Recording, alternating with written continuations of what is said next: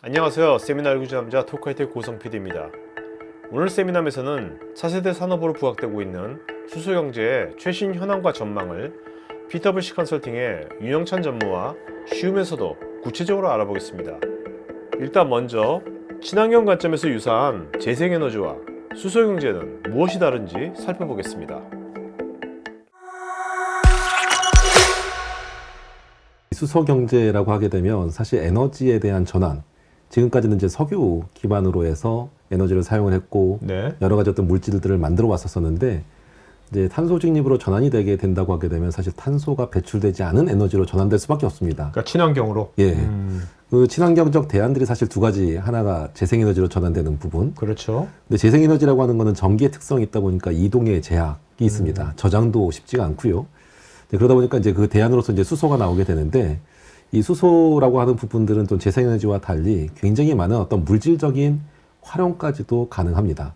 그래서 이게 우리 많이 보는 수소 전기차에도 사용되지만 발전 연료로도 쓰일 수도 있고 또 이게 그 수소와 탄소를 결합하게 되면 여러 가지 어떤 플라스틱 물질로도 재탄생될 수도 있는 그런 가능성들이 되게 많기 때문에 굉장히 다양한 산업에서 쓰일 수 있는 그런 그 에너지 자원입니다. 이제 그런 관점에서 그 수소라고 하는 부분들이 이제 작은 영역이 아니라 이제 전체 그 탄소 중립으로 전환되는 과정에서 이제 산업적으로 굉장히 중요한 역할들을 할 수 있는 그런 이제 물질이다 보니까 이제 수소 경제, 수소 산업이라는 표현으로 이제 많이 사용되고 있습니다. 그 전문의께서는 이 수소 경제, 수소 산업이라는데 이것이 실제로 우리 산업체에서 진짜 이게 메인스트림으로 될 거라고 확신하세요?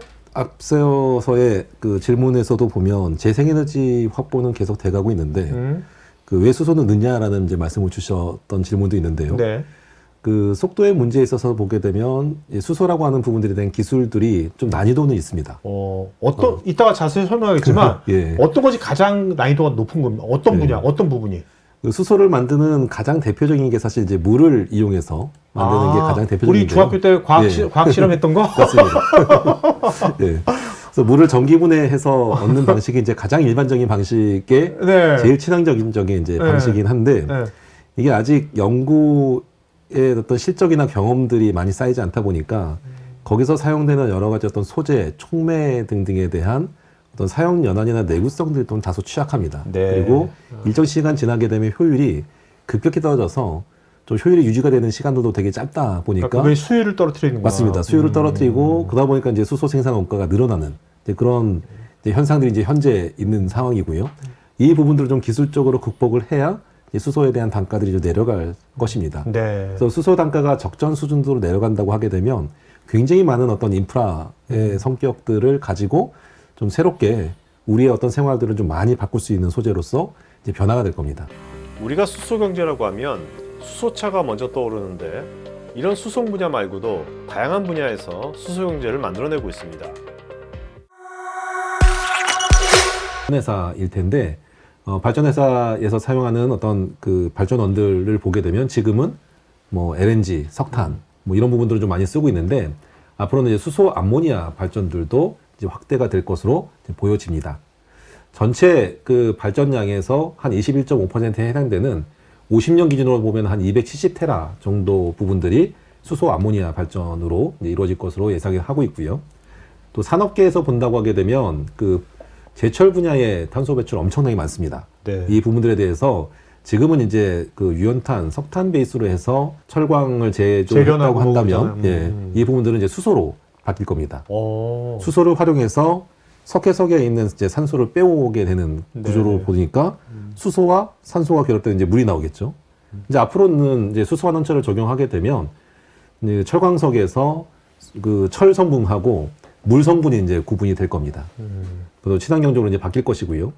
또 석유화학이나 뭐 시멘트에서도 이제 여러 가지 어떤 열원이나 재료 원료로서 이제 활용되는 수소가 이제 유망한 이제 분야로 보여집니다. 다음에 이제 수송 분야를 보게 된다고 하게 되면 우리가 이제 주로 지금은 이제 전기차로도 많이 보고 있지만 그 중소형 위주로 본다고 하게 되면 아마 전기 방식이 조금 더 경제적이지 않을까 생각이 됩니다. 다만 대형 트럭이나 버스 등으로 가게 된다고 하게 되면 그 움직이는 어떤 중량을 고려했었을 때 배터리 전기 방식보다는 수소 에너지 방식으로 전환되는 것들이 훨씬 더 유명한 분야라고 보여지고요. 자원순환 관점에서 보게 되면 현재 사용하고 있는 플라스틱들을 화학적 여러 가지 과정들을 거치게 된다고 하게 되면 이게 연료라든지 또 수소라든지 또는 새로운 어떤 플라스틱을 만드는 원료로도 활용이 될 수 있습니다. 지금 플라스틱이요? 맞습니다. 지금 플라스틱 처리되면 또 골몰이하고 그쳐야지 우리가. 맞습니다.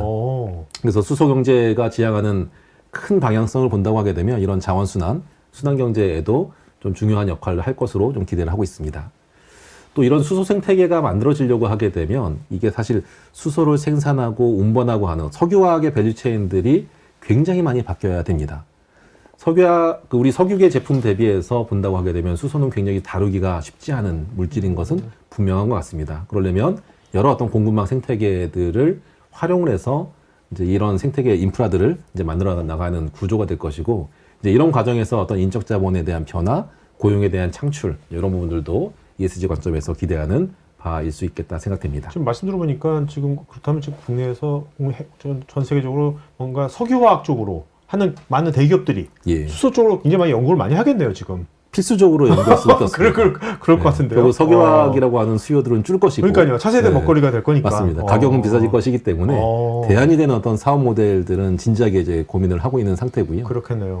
국가별로 현재 수소 산업은 어떻게 추진되고 있으며 우리나라는 어떤 분야에서 유리한 포지셔닝을 가질 수 있을까요?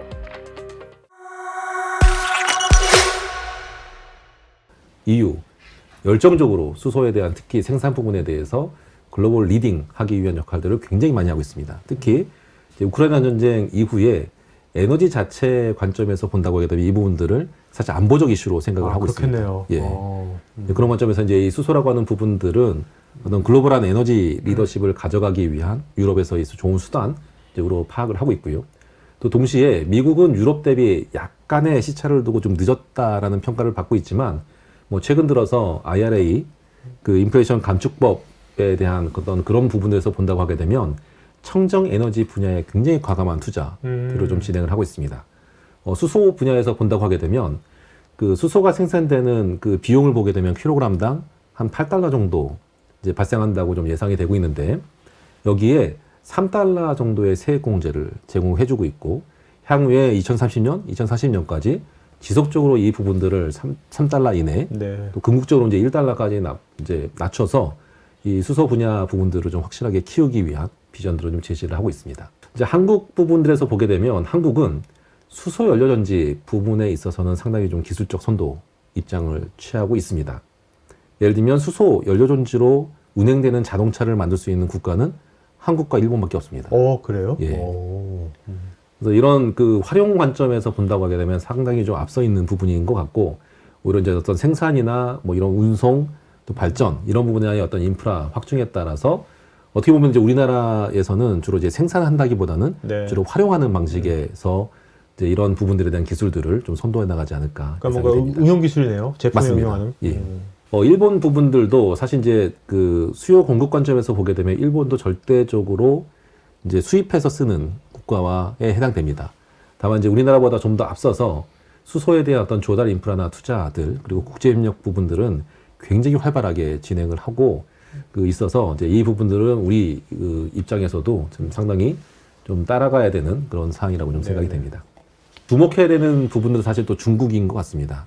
과거 태양광이라고 하는 그 생태계가 만들어지는 과정에서 보게 되면 상당히 공격적인 투자로 중국이 그런 태양광의 밸류체인의 중요한 부분들을 많이 장악을 했었습니다. 결국 마찬가지로 이런 수소 분야에 대해서도 중국도 이제 예의주시하고 있는 것으로 좀 파악이 되고 있고, 과연 이 생태계를 또 중국이 어떻게 이제 노릴지 하는 부분들도 중요한 포인트라 생각이 됩니다. 산업이라면 무조건 사업성이 있어야만 대중화가 되어서 현실에서 구현될 수 있습니다. 그렇다면 수소 산업의 전망은 어떤지 알아보겠습니다. 현재 가격은 거의 10,000원에 가깝습니다. 8,000~9,000원, 10,000원에 가까운 수준이고, 이 수소 가격이 킬로그램당 경제성을 가지려고 하게 되면 3,000원대 전후까지 떨어지는 시점을 보고 있습니다. 근데 이 3,000원대 떨어지는 시점을 보게 되면 전망상으로 보게 되면 대략 한 35년 전후 정도로 좀 예상이 되고 있습니다.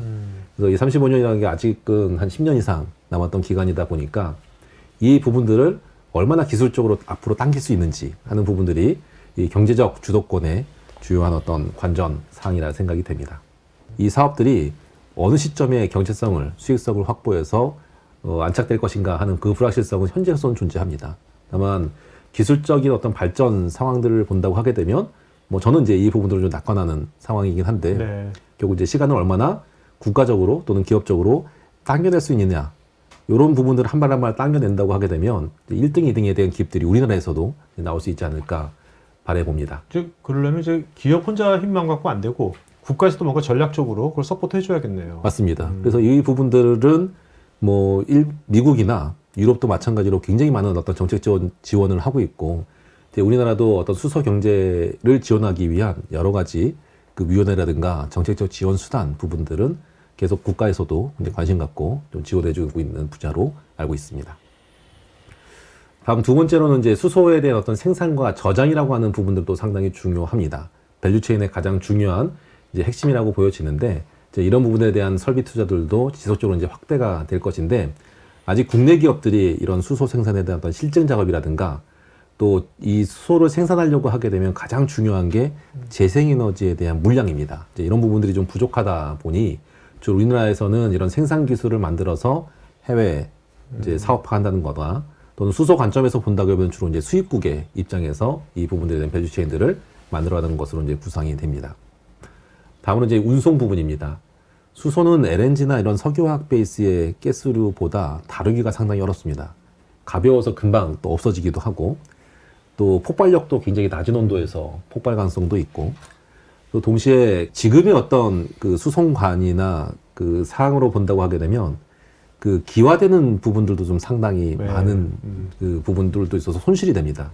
이런 과정에서 뭐 그 고압 또는 액상화 또는 금속에 부착시켜서 또 이송한다거나 이제 여러 가지 어떤 방식들이 이제 고민이 되고 있고 개발이 되고 있어서 어떤 수소 인프라 구축에 대한 어떤 투자 확대가 예상이 되지만 결국 이 부분들에 대해서도 기술적인 어떤 실증 이런 노력도 좀 상당히 좀 중요해 보이는 것으로 좀 이해됩니다. 저쪽에서 뭔가 과학적인 브레이크스루를 만든 사람은 나중에 노벨상을 받을 수도 있을 것 같은데요.